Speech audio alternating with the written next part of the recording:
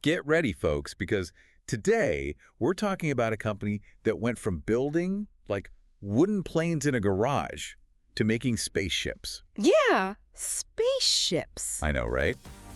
Lockheed Martin. Yeah. Crazy. Wild. Welcome to the Board Business Channel. Lockheed Martin, huh?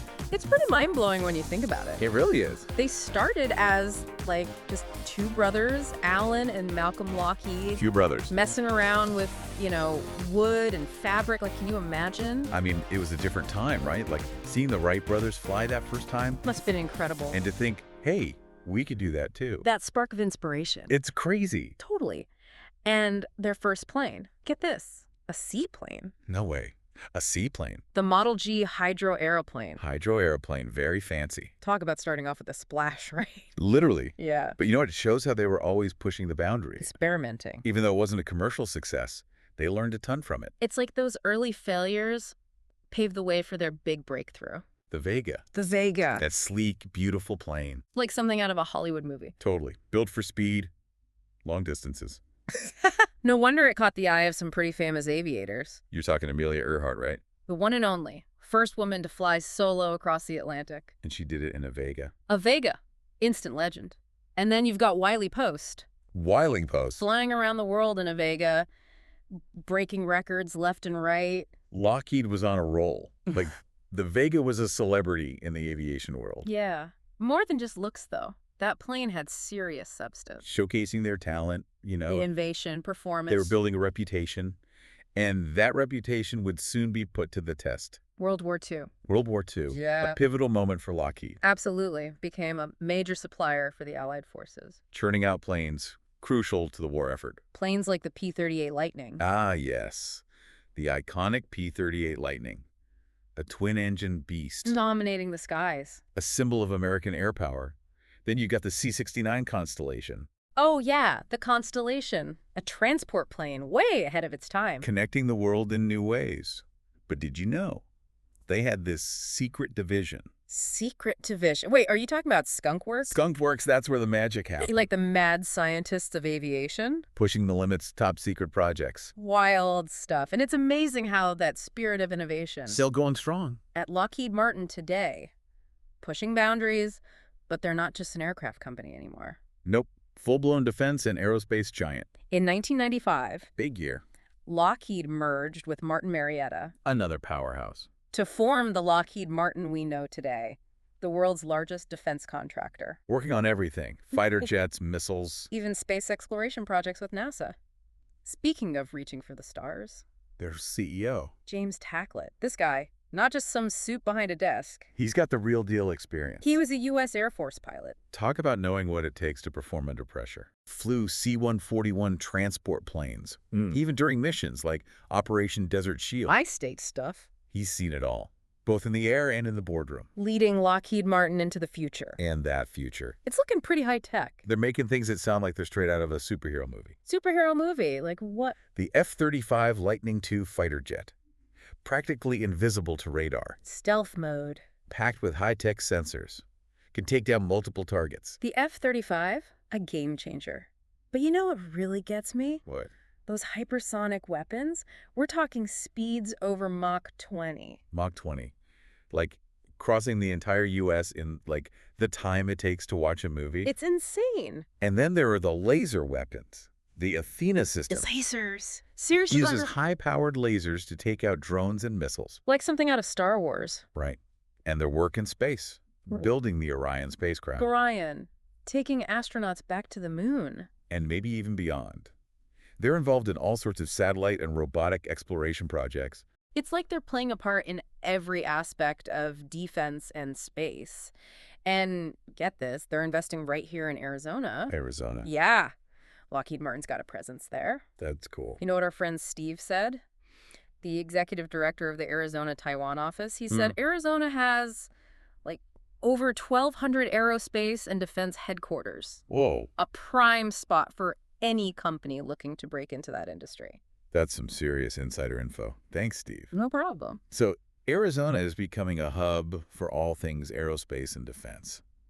And with Lockheed Martin there, it's only going to get bigger and better. Absolutely. Welcome back to the Board Business Channel. We're diving back into the world of Lockheed Martin. Yeah. This company is basically like a real-life Stark Industries. Stark Industries. I like it. Tony Stark would be all over their tech. Remember the F-35 we were talking about? Oh, yeah. That thing is packed with so much advanced technology. It's like mind-boggling. Seriously, it's not just a fighter jet. It's practically a flying supercomputer.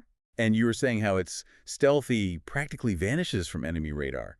How does that even work? It's kind of wild. It all comes down to the shape of the plane, the materials they use, designed to deflect radar waves, you know? So they just bounce right off? Basically. Makes it super hard for enemies to even detect it. It's like trying to, I don't know, find a ninja in the dark or something. That's a good analogy. But it's not just about stealth. The F-35 is loaded with sensors and systems. Giving the pilot a ton of information. An insane amount. They know everything that's going on around them. It's like having X-ray vision on the battlefield.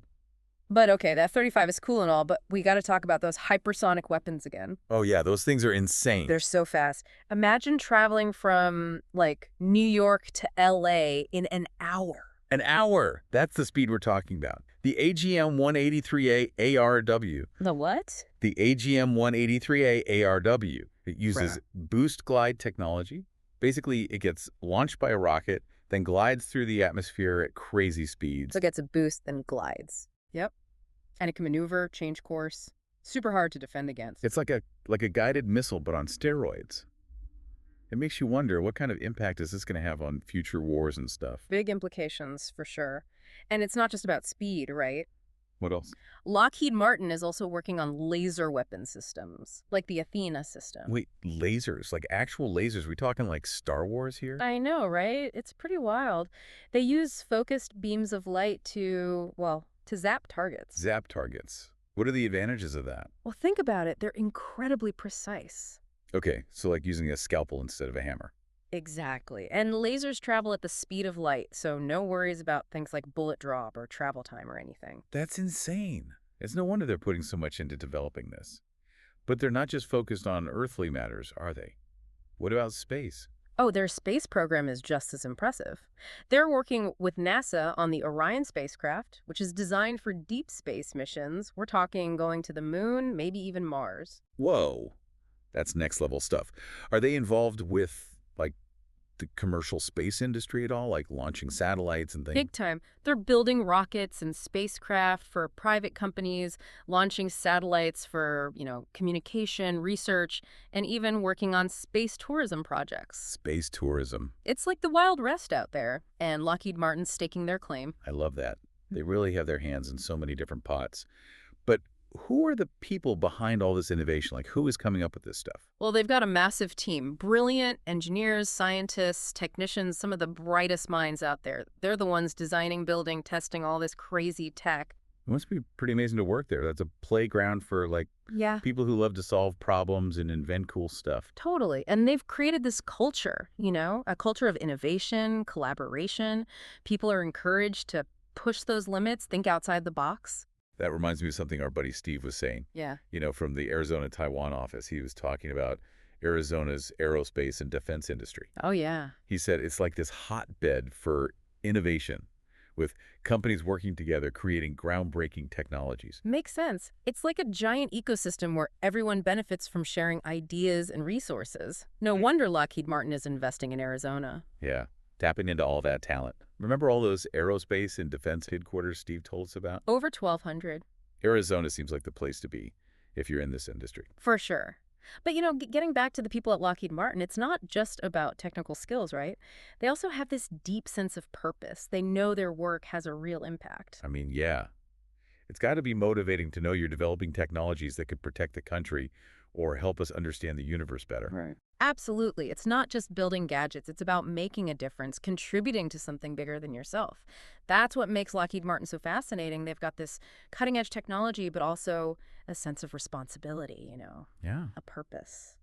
Welcome back to the Board Business Channel. It's the final part of our Lockheed Martin deep dive. Time to wrap things up. We've covered their history, their crazy tech, and that awesome CEO who used to be a pilot. I know. But what's next for them? Good question.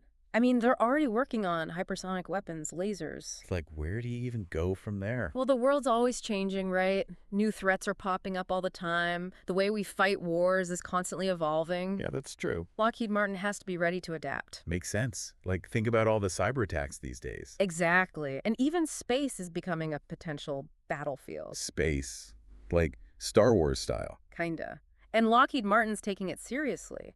So what are they doing? Investing in cybersecurity, building systems to protect infrastructure, defend against cyber threats. And space. They're figuring out how to secure space. Why is that so important? Satellites. They're vital for communication, navigation, intelligence gathering. I never thought about that. It's high-stakes stuff. It's like they're playing a real-life chess match, but with the world at stake.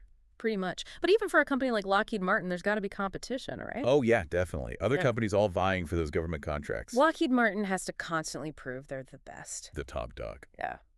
But with all this focus on, military stuff, do you think they ever get pushback? Like ethical concerns? That's a valid point. They are dealing with some pretty powerful technology. Transparency is key. Making sure it doesn't fall into the wrong hands. It's a big responsibility. Yeah, okay. But let's lighten things up. What are some exciting opportunities for them? Like, what's next after lasers and hypersonic missiles? Well, AI is huge right now. Artificial intelligence. Lockheed Martin's working on AI for everything. Autonomous drones. Drones that fly themselves. Yep. Super smart cybersecurity software. Whoa! Why risk human pilots when you can send a drone? Right, exactly. And AI can analyze massive amounts of data. What's the benefit of that? It helps them make better decisions, design better products, even predict threats. It's like having a crystal ball. Crazy. But we can't forget about space. What about Lockheed Martin and the future of space exploration? They're already leading the charge. Remember the Orion spacecraft? Going to the moon. They're also looking beyond that, to Mars. Even deeper into space. It's mind-blowing. Do you think we'll ever see a Lockheed Martin spaceship on Mars? I wouldn't rule it out. They're pushing boundaries, and space exploration is a big part of their vision. And it's not just about government missions anymore. Right. What about that commercial space industry? It's booming. Lockheed Martin is launching satellites for private companies, working on space tourism. Space tourism. Even developing ways to mine asteroids. It's like the Wild West of space out there. Lockheed Martin's ready to ride into the sunset. Huh. That's a great way to put it. It captures their spirit, their sense of adventure. They're not afraid to take risks, try new things. And they're doing it for a good reason. They're using their technology to protect us, to help us learn about the universe. It's a powerful combination, Cutting-edge technology and a sense of purpose. That's what makes them so fascinating. They're shaping the future not just of defense and aerospace, but of humanity. It's a great way to sum it up. And that's a wrap, folks. Our deep dive into the world of Lockheed Martin. From their humble beginnings to, well, who knows what the future holds. It's been quite a journey. It really has. Thanks for tuning in to the Board Business channel. Make sure to hit that like button, subscribe, and ring the bell for notifications.